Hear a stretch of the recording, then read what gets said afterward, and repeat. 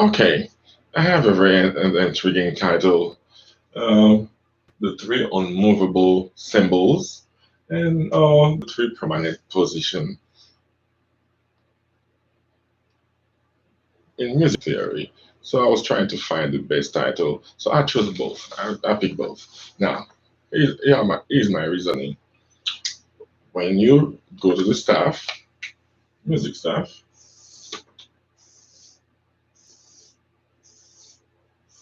we always count from bottom to top. Okay, and then we're heading forward to read the notes. But it's not that easy. You have to know more than that. Just looking at the staff and knowing the line, the spaces, and read the notes. There are three sections that you have to bypass before you can reach the notes. Oh, and they do not change. All right. The first one is the clef area. The next one is the key signature area. It can be either flat, either sharp, or it can be flat.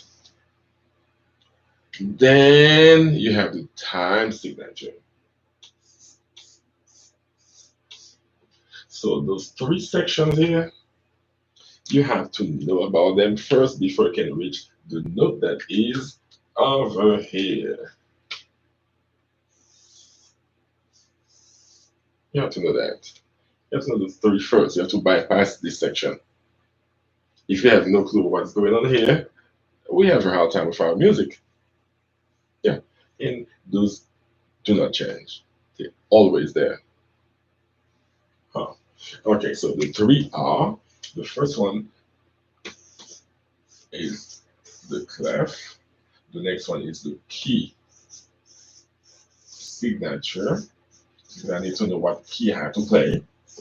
I can't just start playing. I have to know what key.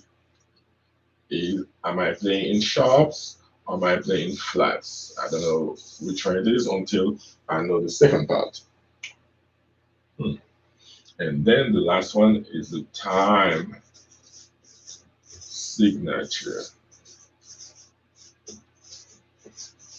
They also call it meter. So I call those three the three unmovable symbols. They do not move. They're always there. Oh, but if I play the drum, no, I don't need any of those except I mean the time signature. I don't need the clef. The drum doesn't use the clef. Oh, again, I'm keeping it general. Because I play this timpani, I'm dealing with keys. Okay, that's another story. So those three sections here, you always have to know them if you are going to lead and head to the note. So those are the three unmovable symbols. But guess what? We learned the 7/7, did we? Oh, so I can have seven different clefs here. So therefore I have to know what clef I'm dealing with. Oh, really? I can have the treble clef, as we saw in my previous presentation. I can have the soprano clef, the mezzo soprano clef, the alto clef, the baritone clef, the tenor clef, the treble clef, and the bass clef. I can have seven clefs right here. Okay. And if I'm going into the key signature, so we have a lot to deal with. I can have seven different sharps here, or I can have seven different flats. Or we learn about the 7/7. So why do you think we were learning about the 7/7 first? Because we're going to be using them to go into any kind of music here to play. You thought the 7/7 was just for show. No, they're essential. Whatever I have to talk about, we'll be dealing with 7/7s. So over here, I can have 1 to 7 sharps or 1 to 6, 1 to 7 flats. So that's 14. I can have 14 different key signatures right here. 14 of them. We're going to be looking at that. And then the meter. It tells me how many beating. per measure. So it can be simple meter, it can be compound meters. So it gets interesting, but as I said, I'm introducing them now. It's an introduction. Those three do not change place. They do not compromise their position. They're always here. Always, always, always here. They do not go anywhere else. So when you open a book from now on, when you look, before you look at the notes, you're going to see what's going on here. There's a clef or two. If you are using a vocal score, so you have a grand staff.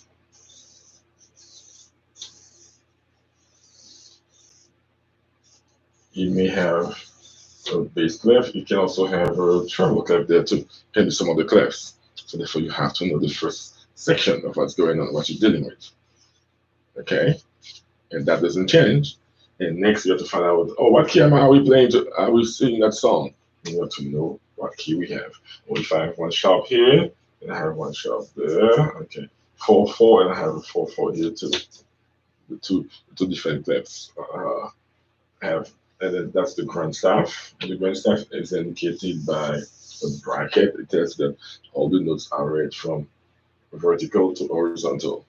So you read vertically and you move horizontally. So those three positions, they don't compromise anything. Okay, so that's why I call it the three permanent positions. Even though they can have so many different characteristics, like 7 different clefs, 14 different flat and sharps, and then a multitude of meters, they still remain in that format. This is number one, this is number two, this is number three. They don't change place for nothing at all. That's not being selfish, it's just that they know what they are about and then they don't move. Okay, so we'll come to that. Those are my permanent ones. All right, it was nice meeting you again.